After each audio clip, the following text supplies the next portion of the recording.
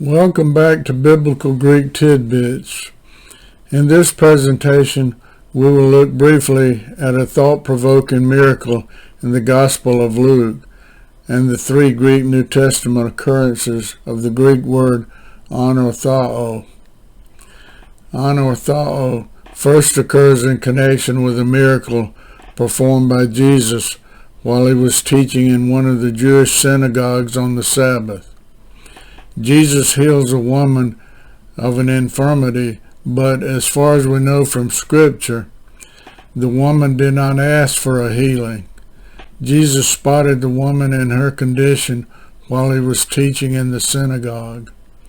The word ἀνορθόω, or some form of it, occurs 3 times in the Greek New Testament, at Luke 13:13, at Acts 15:16, and at Hebrews 12 verse 12. We will discuss each of these occurrences in the following presentation. First, we look at the references used in preparation of this presentation. Here is a list of references used for this presentation. If you want to take a closer look, please pause the video. Here are the Greek scripture and English translation for the verses we are considering. Ίνδε διδάσκων εν μία των συναγωγών εν της Σαββασιν, και ιδού γυνή πνεύμα έκουσα ασθενείας έτη 18, και εν συγκύπτουσα και μη δυναμένη ανακύψα εις τα παντελές. Ειδών δε αυτήν ο Ιησούς προσεφώνησεν και είπεν αυτή, γίνε απαλλέλησε της ασθενείας σου. Και επέθηκεν αυτή τας καιράς και παρακρίμα ἀνορθώθη και εδόξαζεν τον Θεόν.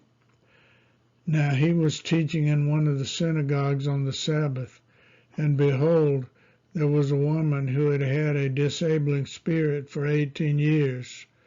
She was bent over and could not fully straighten. When Jesus saw her, he called her over and said to her, "Woman, you are freed from your disability." And he laid his hands on her, and immediately she was made straight, and she glorified God. For this presentation, we will focus our attention on the Greek word ἀνορθώθη in verse 13, which is the passive form of the word ἀνορθόω. See a later slide for the definition of this word. As mentioned in my introductory remarks, this word, or some form of it, occurs 3 times in the Greek New Testament. Before looking at these occurrences, these 3 occurrences, we present a cognate group of words on the next slide. The following 9 Greek words, along with number of occurrences and glosses, are taken from reference 3. These are words cognate with the Greek word ορθώς, pertaining to acting in conformity with a norm or standard, rightly, correctly. This definition and glosses in italics are taken from reference 4. The glosses in the list below in italics are taken from reference 3. You can review this list. Just pause the video if you want to get more information. Luke 13 verse 13.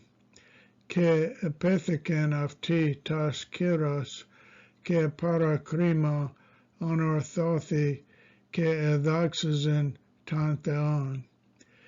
And he laid his hands on her, and immediately she was made straight, and she glorified God.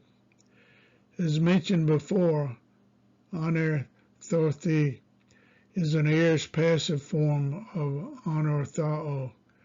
The following definitions and glosses of ἀνορθόω are found in reference 4, known as BDAG. 1. To build something up again once it is fallen, rebuild, restore. 2. To become erect from a bent position, straighten up. In this verse, we see that after being touched by Jesus, the woman was made straight. That is, she was no longer bent over, synchiptasa.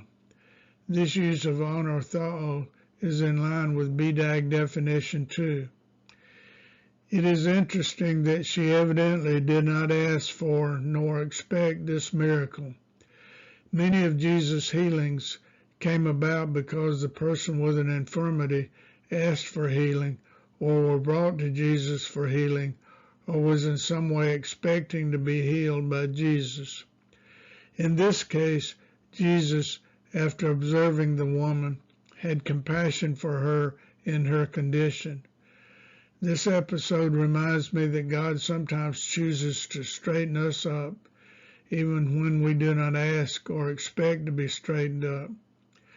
I'm speaking figuratively, of course.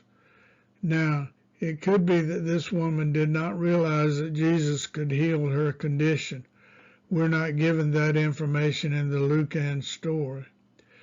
Do we always glorify God when he straightens us up as the woman did in this story? Do we always rejoice at such good news? Acts 15, verse 16. Meta tafta anastrepso ke anikadamiso tin skinin David tin peptokion keta katis kamena aftis anikadamizo ke ἀνορθόω aftin. After this I will return, and I will rebuild the tent of David that has fallen. I will rebuild its ruins, and I will restore it. Here we have the first person singular future form of the verb ἀνορθόω. In this passage, James is quoting one of the Old Testament prophets, possibly Amos 9:11 through 12 from the Septuagint, regarding the restoration of the royal line of David. This use of ἀνορθόω is in line with BDAG definition 2. This is certainly a literal use of the word. Hebrews 12, verse 12. Dia tas parimenos kyros keta parallelimena ganata ἀνορθώσετε. Therefore lift your drooping hands and strengthen your weak knees. Here we have the second person plural, active voice, imperative form of the verb ἀνορθόω. This use of ἀνορθόω is in line with BDAG definition 2. The writer of Hebrews is possibly quoting from Isaiah 35, verse 3. In this verse, ἀνορθώσετε is clearly being used in a figurative sense. In this presentation, we've looked briefly at the three occurrences of the Greek word ἀνορθόω in Luke 13, verse 13, Acts 15, verse 16, and Hebrews 12, verse 12. Its first occurrence was in connection with a thought-provoking miracle that Jesus performed while teaching in one of the Jewish synagogues. We also observed that God, in his compassion and love, sometimes heals our bent condition, figuratively speaking, even though we may not ask for or expect such a straightening up. The question is whether when such a straightening up occurs, we glorify God as the woman in the Lucan story did. Moreover, do we rejoice when others are released from the bondage of Satan, as the people did in Jesus' day, for all the glorious things that were done by him? See Luke 13, verse 17. Do we always rejoice at this good news? Jesus makes clear that the healing of the bent-over woman was one of release from the bondage of Satan. In particular, see verse 16. Thank you for watching this presentation. As always, I defer to real scholars on all matters of biblical Greek.